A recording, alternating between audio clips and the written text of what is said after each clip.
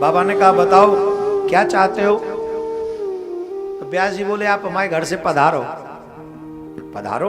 बोले हाँ पधारो। अरे लोग तो हमें अपने आप बुलाते हैं, आप हमें अपने घर से विदा कर रहे हो। बोले महाराज आप भक्त और भगवान की लड़ाई में हमारी पत्नी बड़ा दुख पा रही है। माँ 9 महीने गर्भ धारण करती है, कितना कष्ट हो जाता है। आखिरी के 8वें 9वें महीने में तो एक एक कदम रखना भारी पड़ता है।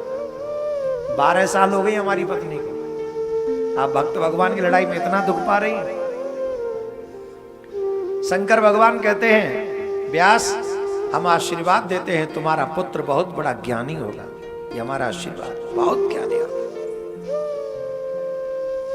और शंकर भगवान के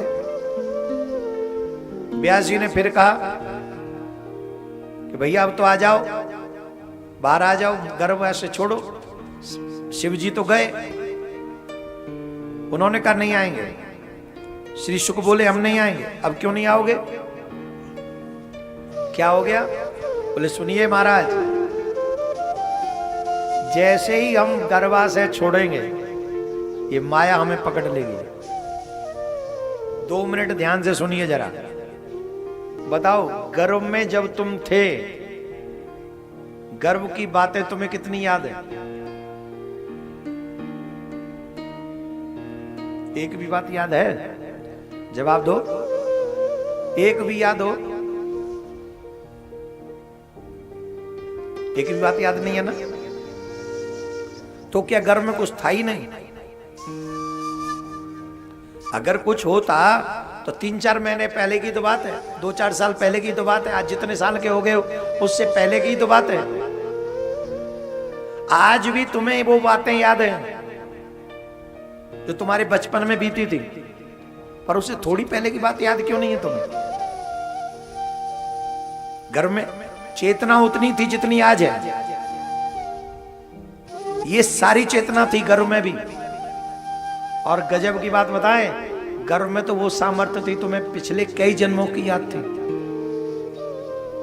तुम्हारा भगवान से संवाद गर्भ में हुआ, हम सबका हुआ, और वो गर्भ की बात याद नहीं। क्यों याद नहीं? बताओ क्यों याद नहीं? क्योंकि माया ने हमें पकड़ लिया। ऐसे समझो जैसे भगवान के मंदिर में गए हो और पुजारियों ने पर्दा कर दिया हो। तो भगवान तो वही है, और पर्दा है इसलिए दर्शन नहीं। द सेम थिंग, हम तो वही हैं जो गर्भ में थे, लेकिन माया के पर्दे ने वो चेतना हमें भुला दी, वो संवाद भुला दिया, वो सब कुछ भुला दिया जो हमें याद होना चाहिए था। श्री शुक ने कहा मैं नहीं आऊंगा। क्यों नहीं आओगे? बोले ये माया पकड़ लेगी। माया कौन सी माया? अच्छा एक बात बताओ, तुम्हारे इस शहर के, शहर है गांव है, ये गांव है ना? एक गांव में भी इतने अच्छे लोग हैं, बताओ। इसीलिए तो गांव बंद नहीं होते हैं कि चाहे छोटे गांव में लोग रहते हैं, पर छोटे गांव में रहने वाले लोग भी, उनका हृदय भगवान के लिए बहुत बड़ा होता है, बहुत बड़ा होता है। मैं तो हमेशा कहता हूं शहर वाले लोगों ने हमारे कल्चर पे आक्रमण किया है। शहर में रहने वाले लोग ही हमारे कल्चर को नष्ट कर रहे हैं। जिंदा अगर कहीं हमारी संस्कृति है तो आज भी गांव में ही बची हुई है, और उन्हीं के कारण हम बचे हुए हैं। जोर से बोलना पड़ेगा। और तो माया ही तो बर्बाद कर रही है हमें। बताओ आपके इस गांव के लोग भी सब आ गए क्या? सब आ गए? आसपास के गांव के लोग सब आ गए? क्यों नहीं आए? माया ने पकड़ा हुआ। किसी को अपनी भैंस देखनी है, किसी के बच्चे स्कूल से आने वाले होंगे, किसी को कोई रिश्तेदार आने वाला होगा, किसी को दुकान देखनी है। ये क्या है? ये माया ही तो है। अच्छा एक बात बता, तुम पे कोई काम नहीं है घर में, फिर तुम कैसे आ गए?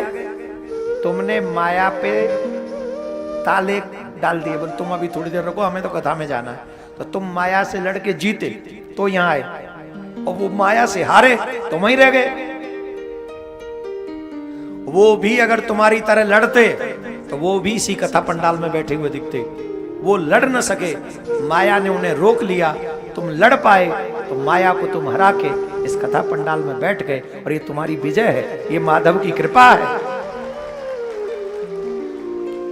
जोर से बोलना पड़ेगा, पर धीरे बोलते हो तो बात बनती नहीं है, बिगड़ती है।